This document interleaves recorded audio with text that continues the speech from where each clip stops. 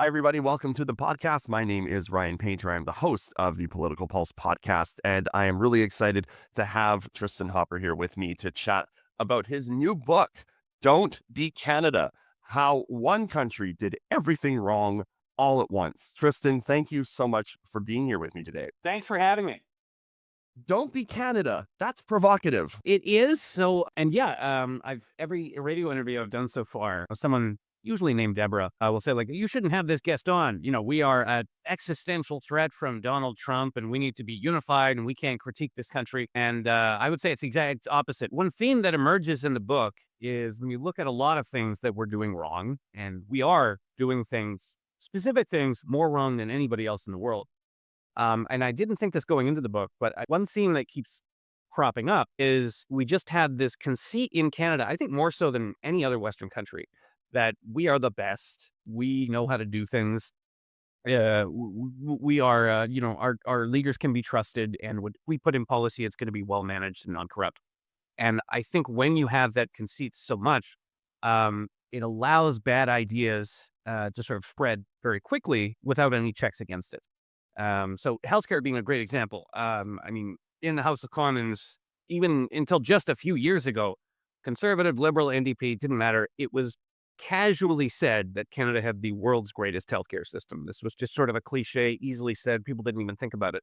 And then you just keep saying that and saying that and saying that. And voices will come in and say, if you change this, it'd be better. It's like, shut up. We have the world's greatest healthcare system. And then one day, you have a health problem and you show up and the waiting room, it's a 3-day wait to get in and you die in a hallway. And you're like, oh, maybe that wasn't true the whole time. So I would say that this conceit that, an author can't even go on the radio and criticize the country he loves because my ashes are going to be scattered in this country. I have nowhere else to go. I'm screwed if Canada keeps on the course it's going. So that idea that we can't criticize the country, I think, is one of the reasons why there are tent cities everywhere, why we have the highest overdose rate in the world, why our MAID system is faster and more scandal-ridden than anywhere else on earth, et cetera, et cetera, et cetera. When did you decide to kind of take all the worst parts of what you've seen about our country and policy over the last decade, maybe decade and a half, and put it into a It's interesting you mentioned decade and a half because people think this is some anti-Trudeau book because it came out during the election. The name Trudeau actually comes up like 3 times. I don't think I mentioned the name Polyev once. So a lot of the problems that are addressed in this were underway well before Justin Trudeau became prime minister. He supercharged them in some aspects, but I always saw him as a symptom of what was happening. If it wasn't him, it would have happened through some other means. Indeed. No, absolutely. And that's kind of why I said, a decade and a half, maybe even 2 decades, because I think so many of these problems are kind of woven into the fabric of what Canada is and so much of kind of how we see ourselves, not only as Canadians, but as Canadians, in kind of in place in the world. And so when did you decide to write this? And also, I just have to say, like, it is, if we take into account the footnotes, it's 126 pages. So it's a very easy read. It's a delightful read, but it's not super long. So you decided to write a condensed book of all the problems of Canada, and why so short? How did you come about this? Like, I've got lots of questions. We could punch it out. Actually, my publisher, he's like, oh, it shouldn't be long. He's very much of the school of, it should be quick and easy to read. Which I'm, when I'm finding a book, I'm quite cheap. So, it's about the same cost for one book. So I'm like, oh, Rise and Fall of the Third Reich, that's like this long. And then, if I get another book, it's going to be this long. So this is going to last me more. So there's no economy. There's Another book for the same price. So yeah, I guess I'm going against my own principles here. But you can read it multiple times, and it'll still work to that extent. But what sort of inspired me to write the book is I've worked at the National Post since 2011. And one of the things I do is I'll just look at what the international press is saying about Canada. And that's something I've been doing since the beginning. So you just go on Google News, search Canada or Canadian, and just see how we're being mentioned. And initially, when I started doing this exercise, Canada would only ever be mentioned, well, we were very rarely mentioned, but it would usually be as a model of something that we did right. So, we would be mentioned if you're trying to design an immigration system that works. Canada was sort of the gold standard, points-based immigration system. It's been a high immigration country since the 1970s. And you essentially have no mainstream anti-immigrant sentiments in Canada, particularly as compared to Europe and the United States. So if you want the world's greatest immigration system, do what Canada did. If you want to get out of a debt crisis, do what Canada did in the nice broad base. There was no there was no sacred cows in getting rid of our debt crisis. We got out of a debt crisis faster. We were sort of, when people look at Argentina, the sort of economic miracle of Argentina, that was us in the 90s. The financial crisis, Canada least affected of any Western nation. So any number of these things, if we were mentioned at all, it was just, in case you weren't aware, Canada did this better than anyone else. The middle class, there's actually a New York Times story going around right now. As recently as 2014, Canada had the wealthiest middle class in the world. And there was actually articles, I think, from around that era saying that income mobility was more of a reality here than in the United States. So you could say, well, actually, the American dream that you can work hard and make a life for yourself statistically is more true in Canada than the US. None of that is true anymore. Nothing. So I started noticing, particularly in the last 3 years, that started to change in the international press. So if Canada was mentioned, it was usually mentioned as an example of what not to do. Or, if we don't, be some paper in France, the UK, the United States saying, if we don't get it together, we could end up like Canada. And that wasn't a whole bunch of things all at once. And so real estate being the most obvious, most unaffordable real estate in the world, and it's been that way for quite some time. On overdoses, highest rate of overdose in the world. Had BBC articles calling Vancouver the fentanyl capital of the world. Auto theft capital of the world, sort of worst wait times, lowest per capita rate of hospital beds. So a lot of our healthcare failures. I mean, everybody complains about their healthcare system, but in certain elements, ours was worse. And euthanasia particularly, that's the one that really stood out because that was sort of left, right, Jacobin magazine to The Spectator, sort of a right-wing publication. All of them were saying, oh, if you're going to do assisted suicide, don't do what Canada did. You have to carefully study what they did and avoid almost everything. There's so much there on the assisted suicide piece too, because for me, as someone who is a suicide survivor, when I see federal leadership, government saying anyone with a mental health condition can apply for assisted suicide, it blows my mind that anybody can rationally think that that is something worth pursuing as a policy prescription. But even worse, we now have people who they can't get health care. They can't afford to live. They're disabled and they are not getting enough to make ends meet. And they're actually being told, well, assisted suicide is also an option. And it just That is actually the law. So that's when you look at what makes Canadian assisted suicide system, and there's only about a dozen countries that have one. But where Canada really stands out as an outlier is in that aspect, in which under the guidelines under which you administer MAID, doctors and nurses are actually told, you shouldn't assume that they don't know about it. So that's when a doctor or nurse says, hey, have you considered killing yourself? They don't phrase it quite like that. They're actually doing what they're told. Now, in other countries with assisted suicide, that's illegal. You cannot bring it up unsolicited for obvious reasons, because you have all these cases of someone is like, I just came in for like a chronic ailment, and then my doctor's talking about death. That completely changes. It's like your mom after Thanksgiving dinner collects money from you, completely changes the relationship, asks you to pay for dinner or something. As soon as you're in a hospital, vulnerable, you can't get out. And people are saying, this could all be end tomorrow. there's something about that. It's kind of what I've been phrasing the give up culture of Canada, because I really feel like there's a couple examples where I feel like as government and as a society, we've just decided to give up. So one of them is on assisted suicide. The other is on the overdose crisis and the fentanyl crisis. And the reason why I say that's a big part of the evidence of this give up culture is instead of actually trying to and prevent and pull people away from the absolutely debilitating and horrific lifestyle of what is drug addiction and opioid addiction, people just give them free drugs. And to me, that is the It might reminds me palliative care. Yeah. And people will say, no, it's not. It's not. Well, maybe they did it a few years ago. I think it's becoming more obvious. Yeah, it's, I mean, there are instances, I sort of highlight in the book where it's made quite clear that, it's these people are beyond hope. We should just sort of, put them on soma and keep them relatively comfortable until something happens to them. So, yeah. And also, you were mentioning the concerns you had about medical assistance in dying. So before this was made law in Canada, all of those concerns were being voiced and by, I guess, voices you call fringe, but they were coming up in Senate testimony in the Supreme Court case that guaranteed this. There were any number of people who said, if you put in a MAID system with like no checks and balances, way fewer than even the Netherlands, there are going to be abuses of this. There are going to be things happening. There are going to be unintended consequences. All of this was said at the time.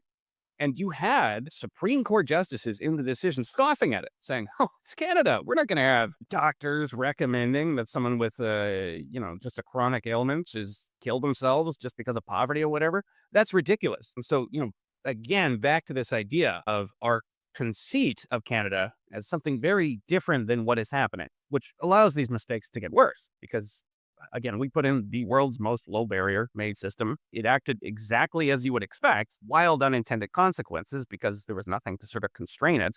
And it's all fueled by the fact that we thought we were Canadians, we thought we were magic, we thought we didn't need to act like other countries, and thus we got screwed even harder than anybody else. I just want to run through the chapter titles because these they're clever.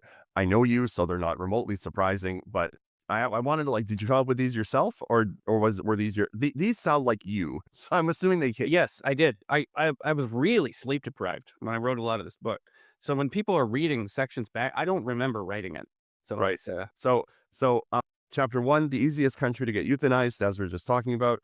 Chapter 2, outdoing the Americans at identity politics. Chapter 3, the real estate bubble that never ever bursts.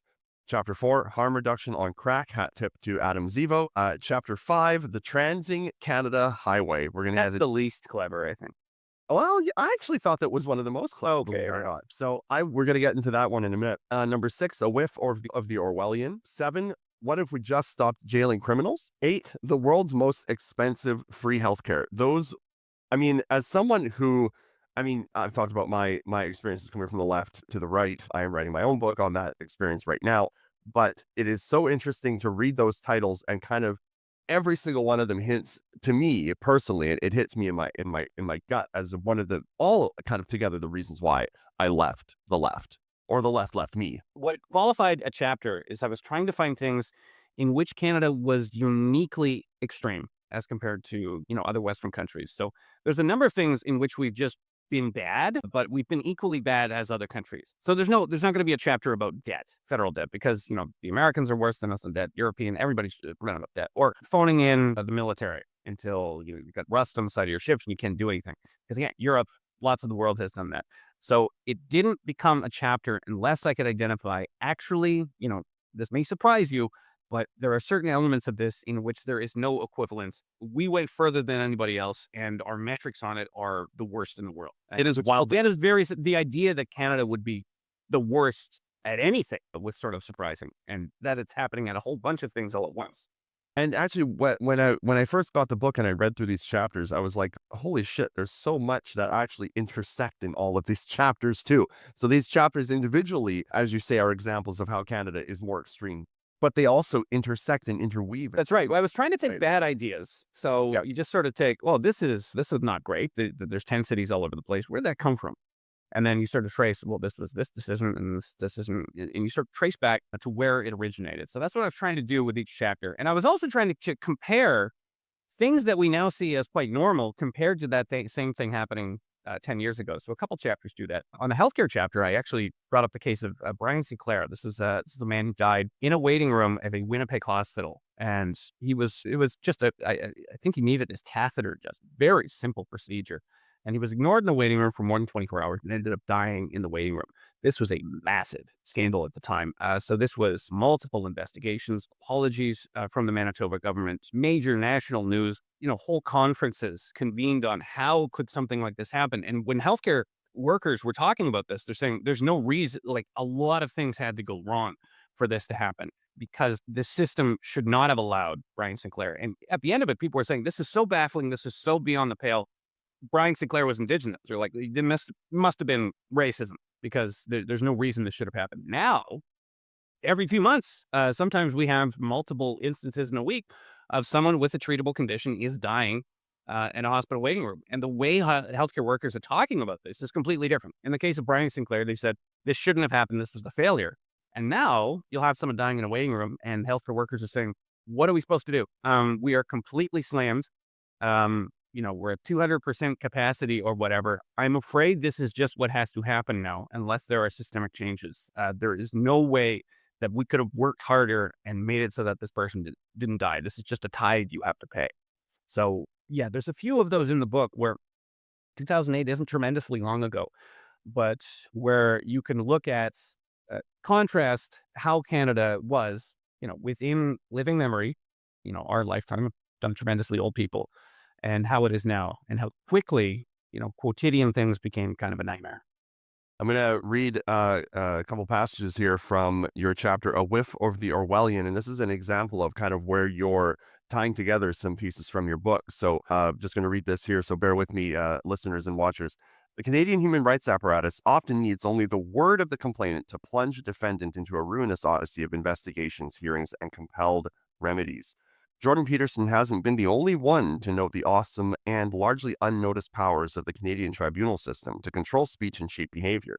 Sherry DeNovo is an Ontario politician who was instrumental in adding gender expression and gender identity into the Ontario Human Rights Code in 2012. The move made Ontario the first province to enshrine gender expression as a protected class. In a particularly illuminating passage of her 2021 autobiography, DeNovo said that the amendment passed only because nobody realized how disruptive it was going to be. And I was so taken aback reading that. This whole chapter is just really about how truly Orwellian Canada has become, wherein people feel really scared to talk about stuff. And this is part of the reason why I started this podcast, was to have conversations that may be deemed to be incorrect, either politically incorrect or otherwise.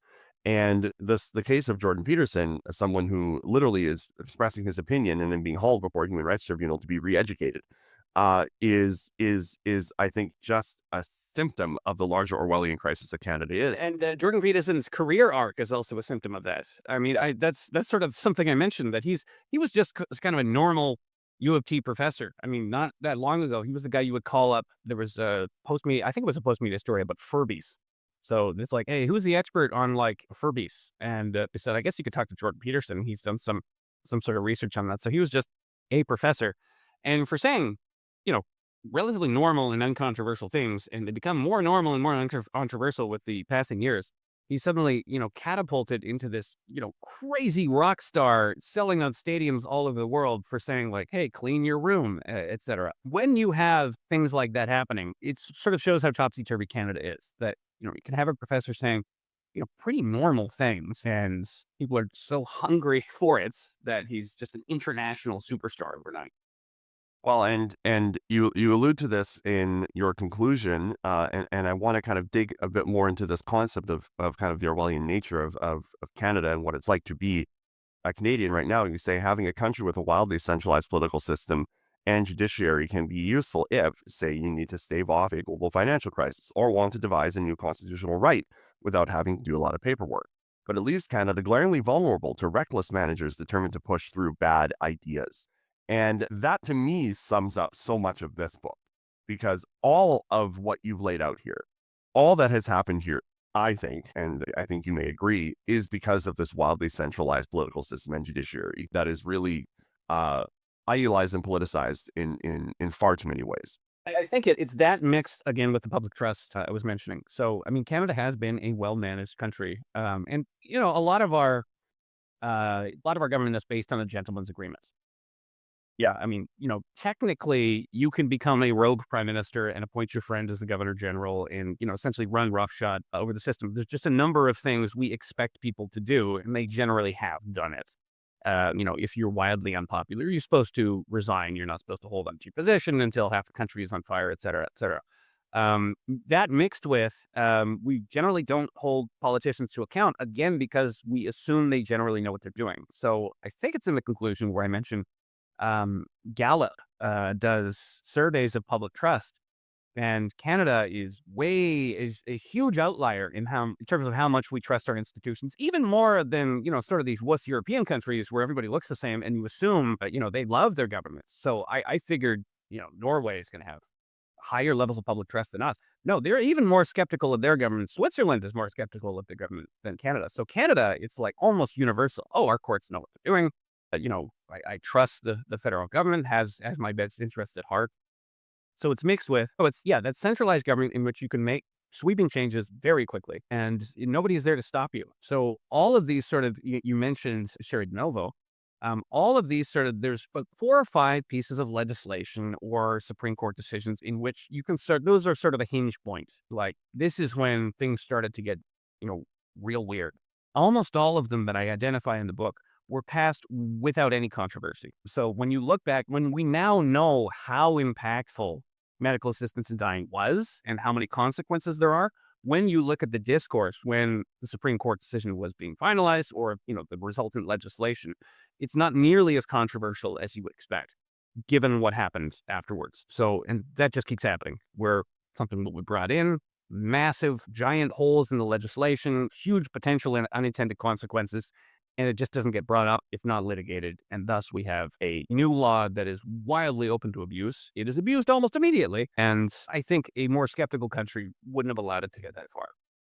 You had the final passage I'm going to read. It's actually a line in your conclusion in the very next page where you actually took me back to one of the very first conversations I had with my father, God rest his soul, who which got me interested in politics. And what he said to me was, he was a big Ted Link-Byfeld fan, and he was reading all their stuff, Free Federation, all of that stuff, right? Very big reformer. And he said, Ryan, the Canadian Prime Minister has more unchecked power than any leader anywhere in the world. And you need to know that so that as you go through life, I think I was maybe like 13 or 14 when he said this to me, is like, as you go through life, you need to understand the power that your government has. And then, so I'm reading this book and I read this passage and I was like, holy cow.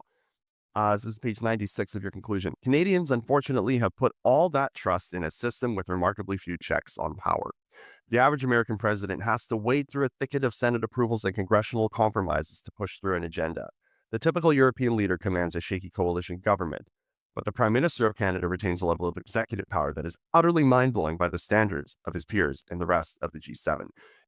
That it was quite a 360 moment for me, because I thought, wow, here I am in my very early 40s, and something that he predicted so long ago that he said could lead to so many more problems is something that you're highlighting in your book are literally the problems that we have now. So to that end, where are we now? I think I sort of get into it in the conclusion. So, we'll see how this election goes. But on a lot of the fundamentals I address, the poll data shows this is not a tremendously controversial book in terms of, maybe it is based on what is allowed to be discussed in the mainstream discourse. But a lot of these issues, like I bring it up in the trans chapter, the vast majority of Canadians want civil rights for transgender Canadians. They want equal protections. They even, I think there was a poll, I think it was Angus Reid Institute. They asked, if a close member of your family identifies as transgender, what would you do? And it was like vast majority, like, I celebrate it and accommodate it, and et cetera. So you have Canadians saying that, but at the same time, then they ask, well, what do you think about, a 6-year-old changes their gender identity, and the teachers have to affirm that immediately, and then we sort of socially change their sex. And then it swaps. It's 80% say, no, don't touch the kids. No. We don't want to do that. So I think it all starts, I think Canadians just are generally in concurrence that they want a system that is functional. They're not happy with a lot of the extremes to which it's gone. But I think it all starts with just understanding what is going on. Because again, a lot of these things, people read this book and it's not like I did tremendous amounts of investigation. A lot of this was already out in the public sphere, but it's just not mainstream knowledge. So like an example, someone will apply, I've heard this directly from people in my social circle. They'll apply for a government job and they're like, what the hell is this? And at the end of the government job, it's asking, what is your race and background? And they're like, race and background? Like this is Canada. You can't ask me my race. It's race blind. And I say, no. Since the federal court decision, it is now the law that in certain departments, you have a quota of, certain races and abilities and et cetera. And if that's not met, they have to start advertising the position specifically to certain identifiable demographic groups. And that's crazy. And that's true of a whole bunch of things. So I think there is, I'm asking Canadians that the most patriotic thing you can do is you have to engage with the fact that your country has made a bunch of mistakes, because you can't reform until you understand those. I would compare it to a family member with a drinking problem. I mean, you're probably not going to intervene to a stranger you don't care about with a drinking problem.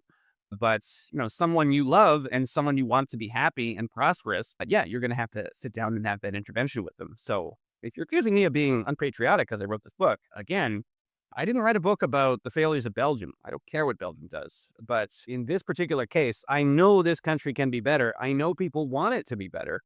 And I think one of the barriers to that is we just don't understand how quickly so many things have gone off the rails because it happened really, really fast. And a lot of people don't understand the extent of the problem until they're in a hospital waiting room for 3 days. I really did read this and for, forgive the somewhat fluffy language and tone, but I really did read this as like a love letter to a lost country, like a country that you really do care about and love and you want to be better. And as you say, you believe can be better. And it's very easy. Yeah, when you look at just sort of problems faced by our peer countries, some of them, when I look at the problems of sort of France or the UK or even the United States, they seem overwhelming. But once you identify what's wrong with Canada, they do become more solvable because we did all of this to ourselves. Like on the matter of the housing crisis, we have lots of trees, we have lots of land, we have lots of people who know how to build have houses. But the whole reason we have an unaffordability crisis is entirely we screwed ourselves on that. So materially, it is a very solvable crisis, and that's true with all of these things. So other countries you can look at. Well, there are environmental factors, there are geographic factors. There's no way out of this. You're screwed. There's no problem we have that we didn't create, which means we can also stop causing those problems. So at the end of it, I've had people say it's depressing, but my sense at the end of it was once you sort of articulate what's wrong, you figure out that there's no reason this country has to be failing on all these metrics. So we could get out of it. Well, you have to diagnose the problem before you can fix it. It's like saying, I've got a toothache, so I'm going to punch myself in the face until it feels better. Like, well, no, you have a toothache. Or you go get another tooth hurting, and then right. that tooth goes to a safe, hurting clinic. I don't know. This analogy's going off the. But, like you have to know the problem and then you can fix it. So I didn't find this book depressing. I actually found this book immensely hopeful because I think, and I think many of my peers and other people I know, generally Canadians, and I think generally humanity in and of itself, unless I'm being overly hopeful, are hopeful.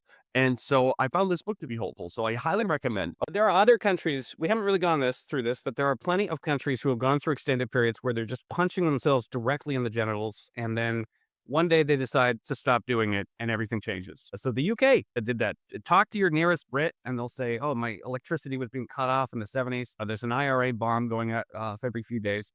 So maybe this is new to Canada that things just go wrong all at once for no reason. But there's plenty of precedent for countries getting out of this. Tristan, any final thoughts before we let you go to the rest of your day?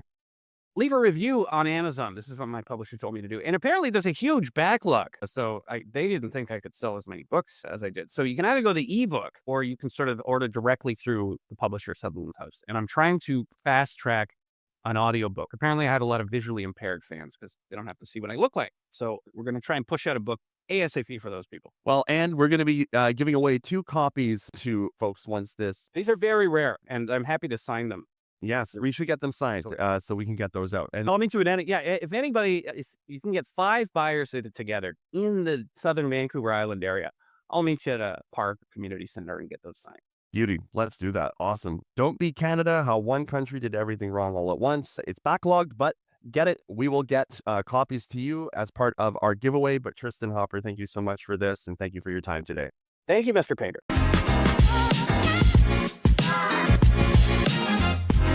Thank you.